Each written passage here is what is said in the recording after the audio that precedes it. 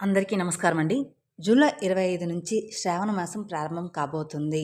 అలాగే శ్రావణ మాసంలో నెల రోజులు కూడా పూజ ఎలా చేసుకోవాలి? ఇంటిని ఎప్పుడు శుభ్రం చేసుకోవాలి?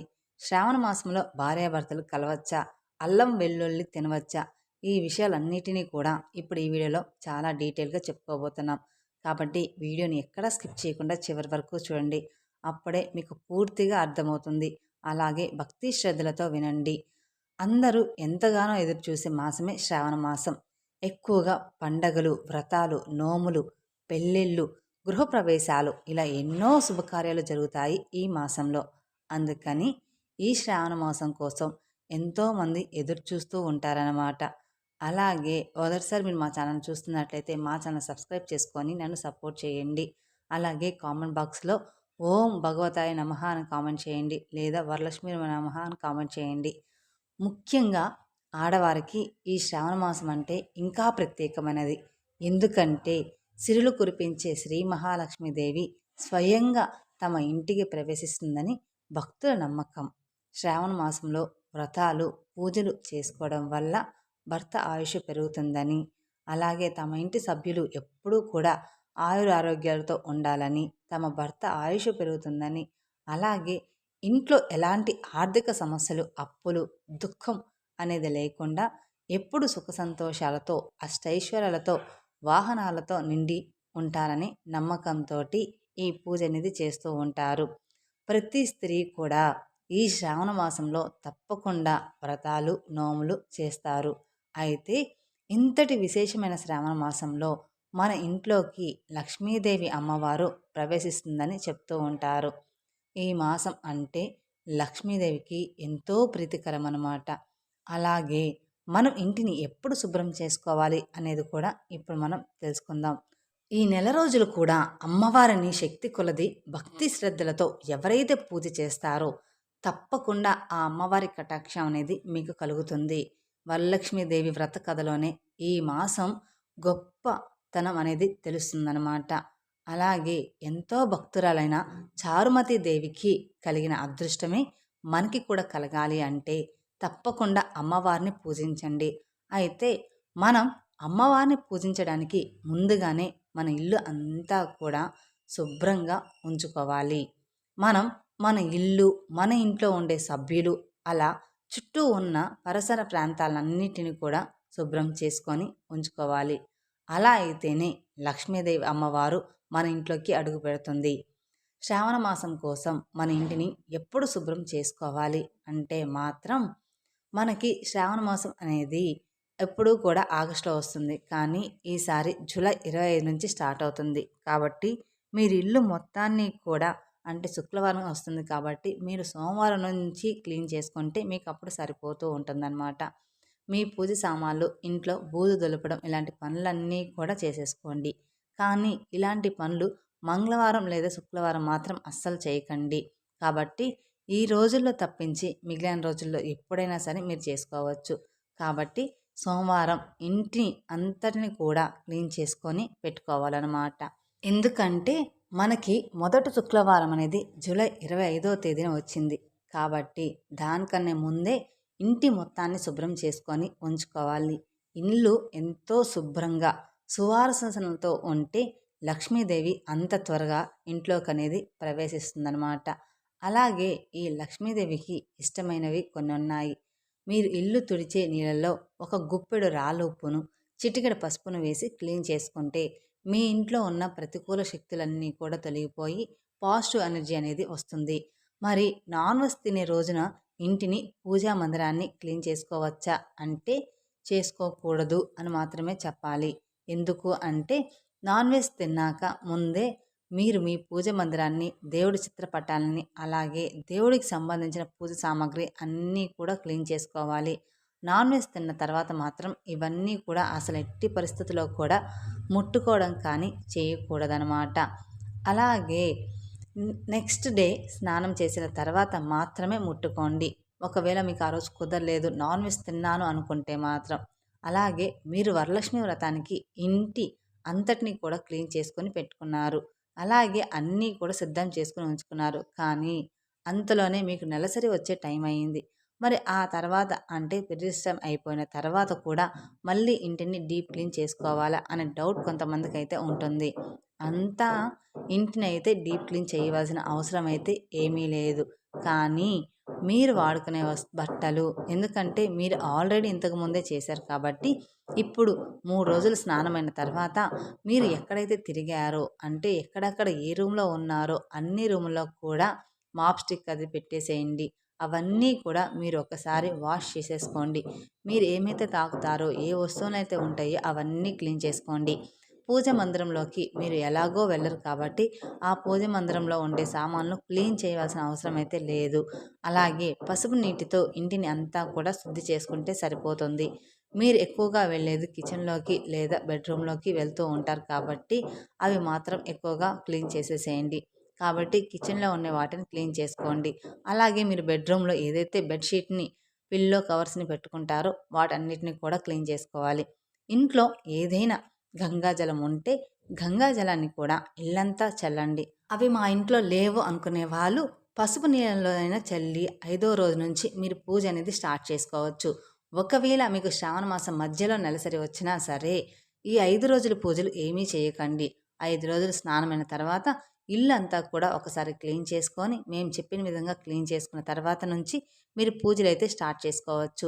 ఒకవేళ ఇంట్లో ఒకరు కాకుండా ఇద్దరు ముగ్గురు లేడీస్ ఉన్నట్లయితే వారికి కూడా అడ్డంకి ఉంటుంది కదా! మరి ఆ ఇంట్లో మిగతా వాళ్ళు పూజ చేసుకోకూడదా అంటే చేసుకోవచ్చనమాట. అలాగే ఒకరున్నారు కదా అని చేసుకోకుండా ఉండాల్సిన అవసరం ఏమీ లేదు. వాళ్ళకి అడ్డంకి ఉన్నా సరే వాళ్ళని వేరే రూమ్‌లో దూరంగా ఉంచి వాళ్ళకు కావాల్సిన సామాగ్రి అన్నీ కూడా మీరు ఇచ్చేస్తూ ఉంటే చాలు. అలాగే వారిని పూజా ఏర్పాట్ల దగ్గరికి రాకుండా చూసుకుంటే సరిపోతుందనమాట. ఈ రోజుల్లో ఇలాగే చేసేస్తూ ఉన్నారు. ఎందుకంటే ప్రతి ఇంట్లో ఆడపిల్లలు అనేవి తప్పనిసరిగా ఉంటూ ఉన్నారు. అందుకనే వారికి ఈ వీడియో ఉపయోగపడుతుందని చెప్తున్నాము. అలాగే కొంతమందికి ఈ డౌట్ కూడా రావచ్చు.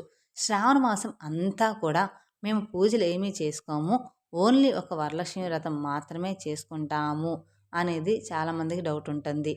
ఈ వ్రతానికి కూడా మేము ఇంటిని మొత్తం శుభ్రం చేసుకోవాలా అంటే తప్పనిసరిగా మీరు ఇంటిని మొత్తం శుభ్రం చేసుకోవాలి. అలా శుభ్రం చేసుకున్న తర్వాతనే మీరు వ్రతాలు, నోములు అనేవి ఖచ్చితంగా చేపట్టాలి. మీరు వరలక్ష్మి వ్రతం చేసుకునేవారైతే. అలాగే వరలక్ష్మి వ్రతం ఈ సంవత్సరం వచ్చేసరికి ఆగస్ట్ 8వ తారీఖు వచ్చింది. అలాగే ఈ శ్రావణ మాసంలో నెల రోజులు కూడా ఎలా పూజ చేసుకోవాలి? ఈ శ్రావణ మాసంలో నెల రోజులు కూడా పూజ చేసుకోవాల్సిన దానికి పెద్దగా హైరాణ అయితే ఏమీ పడకండి. మీరు రోజు నిత్య దీపారాధన ఎలా అయితే చేసుకుంటారో అలాగే చేసుకోవచ్చనమాట. మీరు దానికి హైరాణ పడాల్సిన అవసరం అయితే లేదు. రోజు ఉదయాన్నే నిద్రలేచి ఇల్లు వాకిలి శుభ్రం చేసుకొని ఇంటి ముందు ముగ్గు వెయ్యాలి.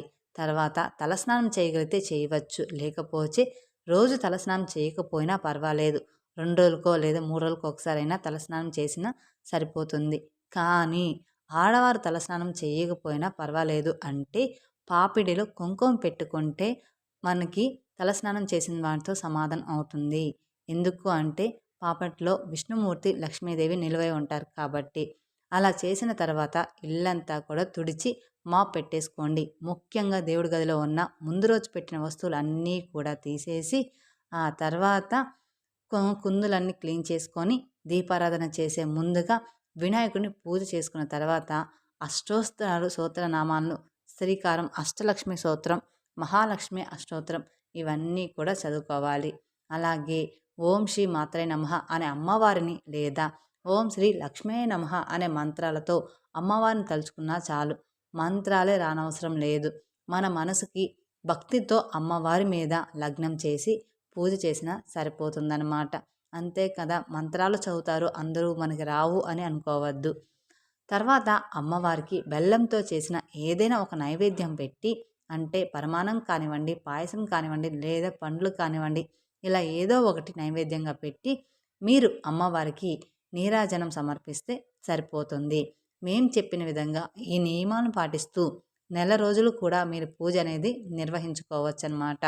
కానీ మనకి శ్రావణ మాసంలో వచ్చే ముఖ్యమైన రోజులు అనేవి ఉంటాయి కదా, అంటే శ్రావణ శుక్రవారాలు, శ్రావణ శనివారాలు, శ్రావణ మంగళవారాలు, శ్రావణ సోమవారాలు ఇలా ముఖ్యమైన రోజుల్లో మాత్రం ఆయా దేవాలయాల్లో ఉండే దేవుళ్ళకి కొంచెం ప్రత్యేకమైన పూజలైతే నిర్వహిస్తూ ఉంటారనమాట. అలాంటి పూజలే ఇప్పుడు నిర్వహించాలి అని అనుకున్న వాళ్ళు ఖచ్చితంగా తెలుసుకోండి. మరి మేము నెల రోజులు కూడా దీపారాధన చేసుకొని పూజ చేసుకుంటున్నాం కదా! మరి ఉపవాసం ఉండాలా? లేదా నేల మీద పడుకోవాలా? అనే సందేహాలు కూడా మీకు రావచ్చనమాట. అయితే మేము నెల రోజులు పూజ చేసుకుంటున్నాం అని అమ్మవారికి చెప్పుకొని మీరు సంకల్పం తీసుకున్నట్లయితే, అంటే సంకల్పం చెప్పుకున్నట్లయితే మీరు తప్పకుండా అమ్మవారికి నెల రోజులు పూజ చేయాల్సి ఉంటుంది. అలాగే ఉపవాసం ఉండాల్సి ఉంటుంది. నేలపైన పండుకోవాల్సి ఉంటుందన్నమాట. అంటే మీరు నేల మీద పడుకోవాలి ఉండాల్సింది. ఇవేమీ మాకు కుదరదు అనుకునేవారు, మేము మామూలుగానే మాకు ఎన్ని రోజులు కుదిరితే అన్ని రోజులు దీపారాధన చేసుకుంటామని అనుకునేవారు, మేము చెప్పిన విధంగా ప్రతిరోజు కూడా ఇంట్లో దీపారాధన అనేది చేసుకోండి. అలా చేసుకోవడం మూలాన అది కూడా బ్రహ్మముహూర్తంలోనే కనుక మీరు ప్రతిరోజు ఇంట్లో దీపారాధన చేస్తే లక్ష్మీ అమ్మవారు మీ ఇంట్లో తిష్ట వేసుకొని కూర్చుంటుంది. అంటే సూర్యోదయం కాకముందే నిద్రలేచి ఇల్లు వాకిలి శుభ్రం చేసుకొని పూజను పూర్తి చేసుకోవాలన్నమాట. అలానే ఒకవేళ సంకల్పం తీసుకున్న వారైతే మేం చెప్పిన ఈ నియమాలను పాటిస్తూ అమ్మవారికి రోజు నిత్య దీపారాధన పూజలు నిర్వహించాలి. ఉదయం సాయంత్రం కూడా అమ్మవారికి దీపారాధన తప్పనిసరిగా చేసుకోవాలి. మీకు వీలైతే ఉపవాసం ఉంటే కూడా చాలా మంచిది. అలా అని ఉపవాసం అంటే మీరు గట్టిగా ఉండాల్సిన అవసరం లేదు. అలాగే తప్పకుండా భార్యాభర్తలు బ్రహ్మచారం పాటించాలి. అంటే భార్యాభర్తలు కలవకుండా దూరంగా ఉండాలి. మీ పూజలో దీపారాధనకు నువ్వుల నూనెను కానీ ఆవు నెయ్యిని కానీ ఉపయోగిస్తే చాలు, చాలా మంచి జరుగుతుంది. ఈ శ్రావణ మాసం అంటే నెల రోజులు మొత్తం కూడా పూజ చేసుకుంటామని ఎవరైతే అనుకుంటారో ఈ నియమాలన్నింటినీ కూడా తప్పనిసరిగా పాటించాలి. అప్పుడే మీ ఇంటికి లక్ష్మీదేవి అనుగ్రహంతో పాటు సుఖ సంతోషాలు అష్టైశ్వర్యాలు కూడా సిద్ధిస్తాయన్నమాట.